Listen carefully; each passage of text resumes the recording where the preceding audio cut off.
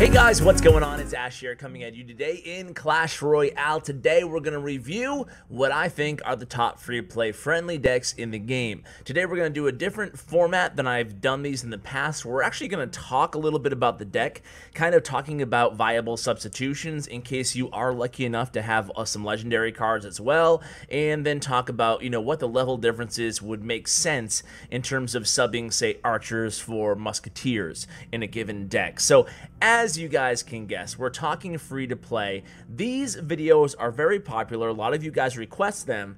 However, the problem is they're pretty redundant too, right? They all have Hog Rider. At least it seems like all the free-to-play friendly decks are featuring either Hog Rider, Mortar, Royal Giant, Elite Barbarians, and is that pretty much a Giant, right? So you don't have a lot of options. I just want to start it by saying, I think that adding more strong, rare win conditions would be something that would be really, really good for Supercell. They haven't done that at all. I mean, if we go through the rare cards, by rarity, we only have, what do we even have? I guess Battle Ram is a pseudo win condition, but you can't build a whole deck just around Battle Ram, in my opinion. And that's really all we have. Everything else is a support card or a defensive card. We only have just the Giant and the Hog. So I think that if they add another rare or two win condition, then I think we're looking pretty good as free-to-play players. There's more options. There's more variety on ladder. Just wanted to get that out of the way. All right, so let's go up and take a look at our first deck. It's Hog Cycle 2.9, so a very fast Hog Cycle. Personally, I've kind of, on my free-to-play account, which I'm going to be playing today, I actually prefer having the Tesla Tower, or as Rumham calls it, the Tesla. The hidden Tesla in my deck. I do think it's the strongest defense. Previously, we saw this deck with Cannon or Tornado. We are also going to talk about a Hog Cycle deck with Tornado, so giving you guys the options depending on what you want. So with this deck here, I do recommend keeping Zap, even if you have Log. Even if you have a high-level Musketeer, I prefer this deck with Archers, so I would go Archers over Musketeer. Bats over Goblin with this deck. It's a little bit of a user's choice here. Oftentimes, if you're going to be playing Bats, you can also switch in Skeletons. That way, you can kind of bait out their Zap using the Skeletons on defense, and then you can play the Bats with the Hog on offense, so that's another option for you guys. Otherwise, this deck is pretty much fine where it is. We have the Ice Spirit instead of Skeletons, and the reason that we have that is because Ice Spirit plus Zap will kill minions. If we didn't have the Ice Spirit and we had Skeletons, you got to think about all these things, all these interactions, right? We would go switch the Ice Golem in for the Knight. But you always want to have two cards in your deck that, when used together, very cheap cards, can kill minions. So, like I said, a Zap plus an Ice Spirit, or a Zap plus a Ice Golem. Anyway, let's go ahead into the first replay here with deck 1. Now, I'm in early Legendary Arena. I'm at like 3,200 cups, which isn't too bad, I guess, for level 9. But at the same time, the issue is not all of my opponents might be the best players in the world. So this is more instructional purposes. Not saying they're bad players, just saying, yeah, it's not like the best players in the world. I just want to kind of teach you guys how to use these decks and what I'm kind of thinking about throughout the match. So here we go into this first matchup here. You can see I decide to play pretty aggressively a Hog and Bats there. They go ahead and my opponent there, Nana, uses his or her, is it Nana? Like, is that in Russian? Nana, does it still mean the same? I don't know. I might be playing against an old granny here. Way to go, Ash. You beat my grandma, dude. All right, so no offense, Nana. Anyway, you can see how much value I was able to get out of that Tesla there. I decide to, again, go aggressively, knowing my opponent is really low in Elixir. They counter with a Wizard, but that's okay. We're actually going to get like 3 hits off or 2 hits off against that Wizard, and this deck defends really well against anything with a Wizard in it. Wizard, a really popular card, especially in mid-level arenas and even early in Legendary Arena. It's in all kinds of decks, all kinds of RG decks, all kinds of even, Hog decks. I see Wizard like everywhere. Beatdown, of course, as well. So you kind of have to have a game plan for Wizard, as weird as that sounds, but it's like that 2,800 through like 3,800 trophies. Wizard, for some reason, is just like a popular card. I actually don't like Wizard that much personally, but I'm sure people use it because they don't have Ice Wizard. So here I'm kind of stuck in a weird situation. I didn't have to use that Zap spell there, but I decide to like over defend a bit because we're really close on damage, and I don't want to give him the lead. This is not a deck where, It's an okay come from behind deck, but it's certainly not the best out there. So it's not like you're playing a heavy beatdown deck where you can take a lot of damage. So I err on the side of caution when it comes to defending. So if I'm going to be taking 3, 4, 5 minion swings from 3, 4, 5 minions, I'd rather be safe and play Zap, or play Bats in that case, excuse me. So my opponent kind of preemptively places a P.E.K.K.A. there in the lane, A, to tank for that wizard, and B, maybe anticipating a Hog Rider. So this is easy decision for me. I'm just going to play defense here, and you can see, again, the Tesla just proving how much it's worth in terms of the value there, just doing a lot of damage, basically single-handedly taking down that P.E.K.K.A., a little help from the archers in the tower as well. I sneak the Hog in for 1 hit. He has a big defensive stop. Using minions and Valkyrie, I decide to use a second Tesla to put it in range of that Hog. Again, just erring on the side of caution defending here. Of course, you got to keep in mind that the Mortar will not lock onto an unactivated Tesla, so hey, that's one weak spot or something at least you need to be thinking about when you're using this deck. Notice how I'm not going over aggressively here. I could have, you know, sent in a fireball with that last Hog push, decided not to do that. Again, I want to play things pretty defensively here, especially now that we're in overtime. I don't want to lose the match here just being stupid aggressive. 1 minute is plenty of time, in my opinion, to get 678 damage. All I need is 1 Hog push, and you can see already from my opponent, he's getting rather aggressive here. So I notice he goes in with that Hog Rider. I'm like, that's it. I'm going all out in this push. I have Zap ready, but the only thing he has that I need to zap in this deck are the Bats. Of course, he plays the Bats after he plays the Valkyrie. I'm able to use the Fireball and the Zap to kind of buy more time for the Hog and do more damage to the tower. So that is the first deck. That version of Hog Cycle, for totally free to play, is probably my favorite version. It's fast, it's 2.9, it's classic in the sense that it has a defense instead of the Tornado. Again, we'll be talking about Tornado in just a bit. So deck number 2. Okay, so this is the only deck I'm going to be sharing today that also features 1 legendary card. I kind of ran into issues here with this episode when I was thinking about how I was going to structure it. Do I want to include 1 legendary card in each deck? Because most people have at least 1 legendary, or maybe they have some of the old legendaries but not some of the new legendaries, so they might have like Ice Wizard, Princess, maybe Miner, but not Mega Knight and, you know, Inferno Dragon, Night Witch, or whatever. So I decided to include one of the old school legendaries and the Miner in this deck. Now, if you don't have the Miner, what I would do is actually add in the Hog Rider, okay? More Hog, I know, but I think that especially, unless you're really high in trophies, even into the 4,000 trophies, I think it's totally cool to run the Hog and Giant version of this deck. It's you change up your gameplay a little bit, but you can split lane push with the Hog in one lane when your opponent thinks you're going to be going hard in the other lane, and just wait for your opponent to basically make a mistake and overcommit to defense. This is one of those pacing decks where you think about the pace of the game, you try to anticipate what your opponent thinks you're going to do, and then you do the opposite, especially when you're playing the Hog version. So don't, you know, it's not one of those kind of half-ass substitutions where I'm like, oh yeah, sub in Hog and you'll be fine, wink wink, the deck's gonna suck, right? It's actually a really viable deck if you sub in the Hog. So let's go ahead to replay deck number 2 replay. And again, I can't speak to the skill of the opponent. The reason I'm showing you this replay though is because they're playing a Hog Golem clone deck, but they also have Tornado Executioner and just a lot of things to kind of stymie my pushes, because I have, of course, the double minions. I have Skill Horde and regular minions in this deck. It's actually a deck that Jake shared with 1 substitution. He had the Night Witch in this deck. I believe it was for maybe goblins. I think he had subbed out there, but don't quote me on that. I'll link that video anyway if you're curious, and a more in-depth strategy review from Tag on this deck.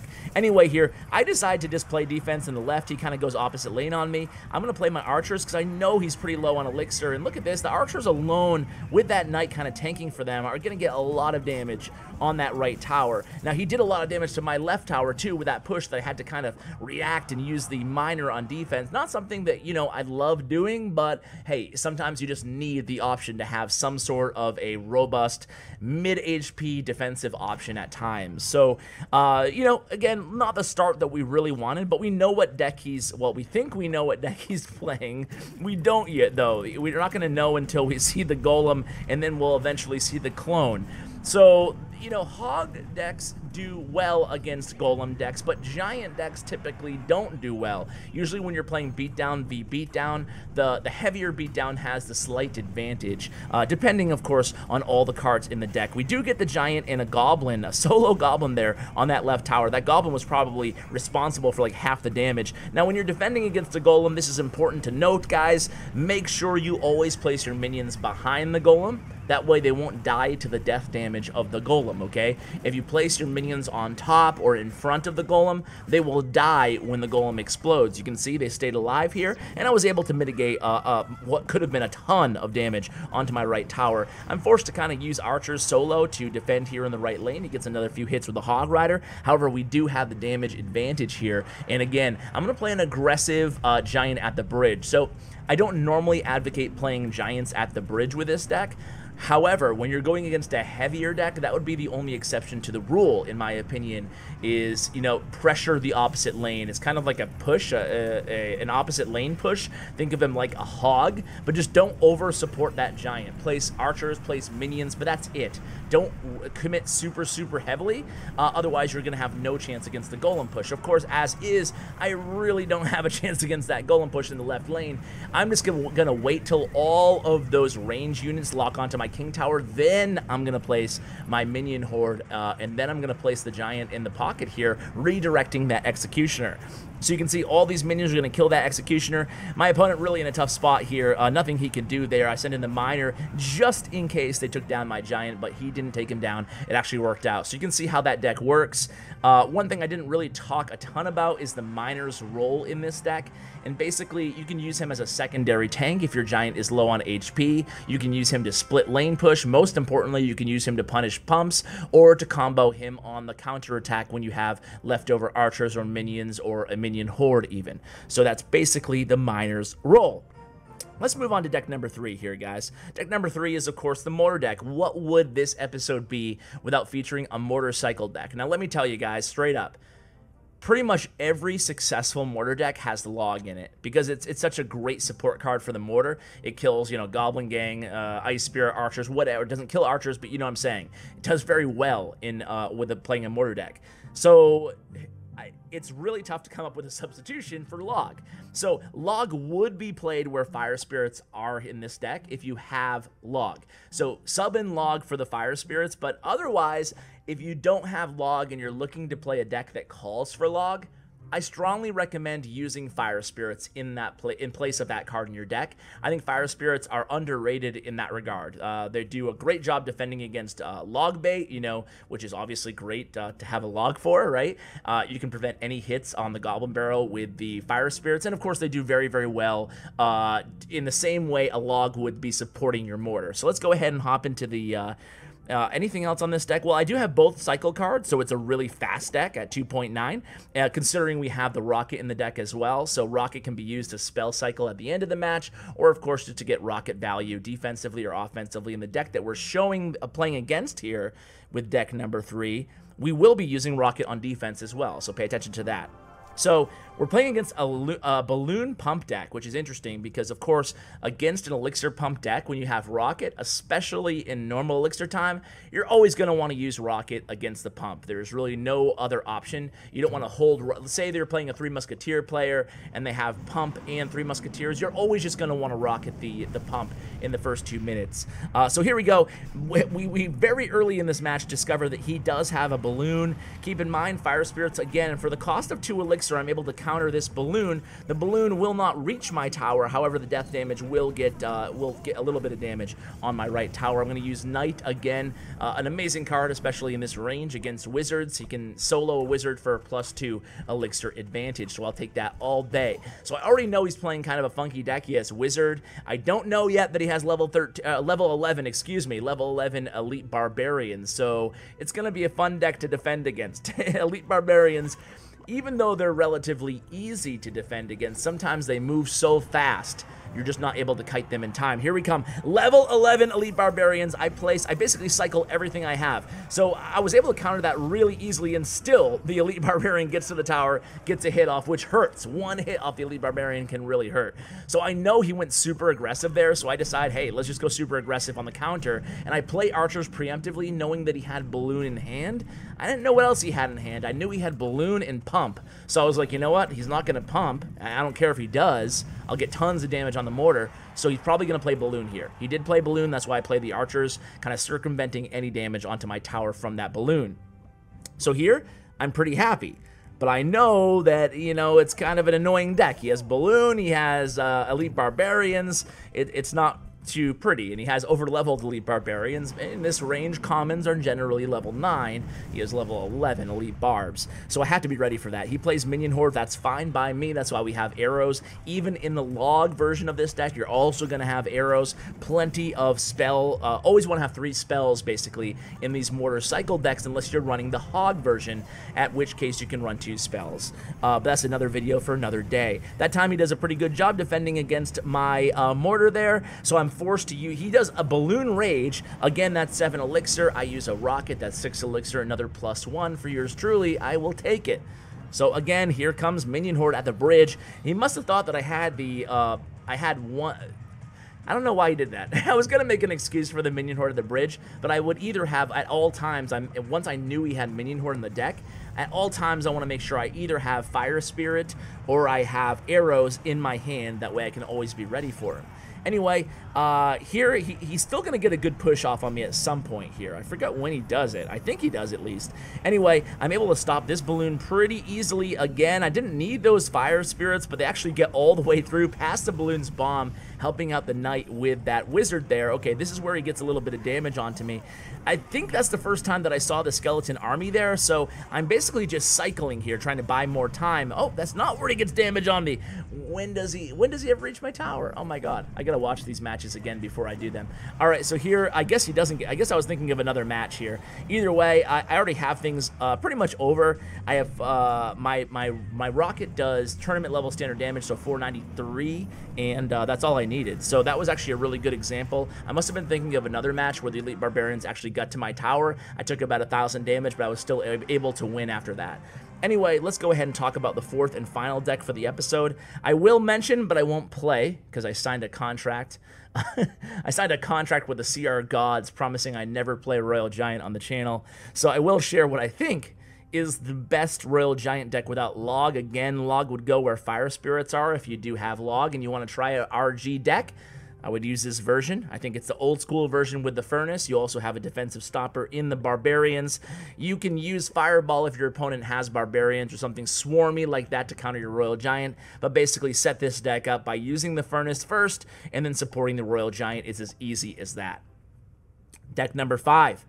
I told you, another version of Hog Cycle. This is the Tornado version of Hog Cycle, and in this version, we're taking out the Knight, we're adding the Ice Golem, and then we're taking out the Archers, and we're adding Musketeer. So the cost is 2.8, which is actually 1 cheaper than the deck that actually looks a little bit more expensive upon first glance. So it's a very cheap version of Cycle here. We have the Ice Spirit, we have the Zap, and we have the Ice Golem. 3 cards that we talked about, plus the Tornado right there, which we can use to deplete some of the HP off swarm units. So this deck does really, really well against Hog, against Goblin Barrel, against basically anything that you can activate, against Miner, anything you can activate the King Tower on, and anything with swarm units. So it has actually it's a really good deck. It does well against Beatdown. It performs well against pretty much everything. It can outcycle a 2.9 or a 3.0 Hog deck. So you have a good fighting shot against any sort of deck with this variation. Let's go ahead and show deck 5. So against this player here, he's playing a Mega Knight deck, a Mega Knight and a Mortar deck, and an Ewiz. So Ewiz, Mega Knight, Mortar. 3 cards, which could be used to counter the Hog Rider. That's why I wanted to show you this version. Again, he uses the Mega Knight right off the bat there. This is how you deal with the Mega Knight with this deck, guys. You don't want to place the Ice Golem to kite it right away. You can see how I placed him like 2 or 3 tiles below the river there. And then you place the Musketeer in front of the King Tower. That's going to make sure that the Mega Knight does not, that you get enough damage against the Mega Knight, A, and you can use an Ice Spirit at the end, and B, your Musketeer is not touched in the process. So we counter the Mega Knight, he countered the Hog. At this point, I had lag. You know, it's a lame excuse, but it's true. So I couldn't get the Hog into the left lane, so I opt to use the Hog in the right lane again. He counters with an E-Wiz, and I decide to take a couple swings of the Knight in the right tower and just save. Again, don't want to take a ton of damage with this deck, but if I have to, I'll take a few swings from a Knight or something like that, just to regain the elixir advantage or catch up in this case, because I knew I had a little bit less elixir than my opponent. So here we go. He plays a Mortar. I play a Musketeer in the back. I haven't seen a big spell out of him. Well, there it is. It's the Fireball. I play a Hog right at the river there, and then I cycle back to the Ice Golem just to make sure I distract that Mortar throughout the entire process. Now he has to answer my Hog, but guess what? He's forced to use a log there, and I still get 2 hits with that Hog, who also took down the Mortar. So that was a pretty valuable Hog there.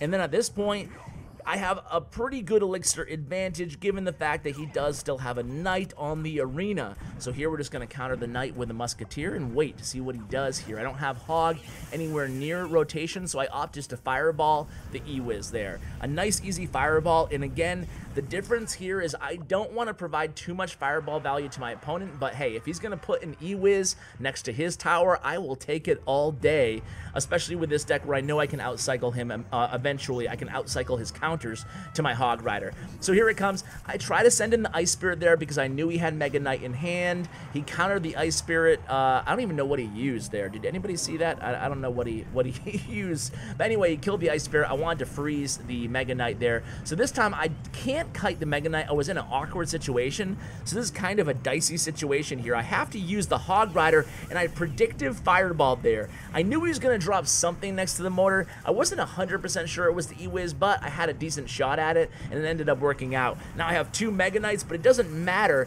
Ice Golem does really, really well tanking for Mega Knight, especially if you can get the Ice Golem dropped right before the Mega Knight jumps. So even if you have to use a Hog Rider against a Mega Knight, go ahead and do so, especially if you have a Musketeer blasting away at him in the background there, as you can see, which I do. I place the other Musketeer purposely close to that Musketeer, presenting some Fireball value for my opponent, but this way they can't use Fireball and get into some sort of a spell cycle against me. So now all I need is 1 hit with a Hog Rider. I go ahead and I preemptively Fireball there because I knew I could finish the match. So guys, those are my 4/5, if you include the Royal Giant deck, favorite free-to-play decks out there. I hope you enjoyed this video, and more importantly, I hope you, well, not less importantly, I guess, less importantly, I hope you enjoyed the format where we actually spent a little bit of time talking about the decks before we went into the battles.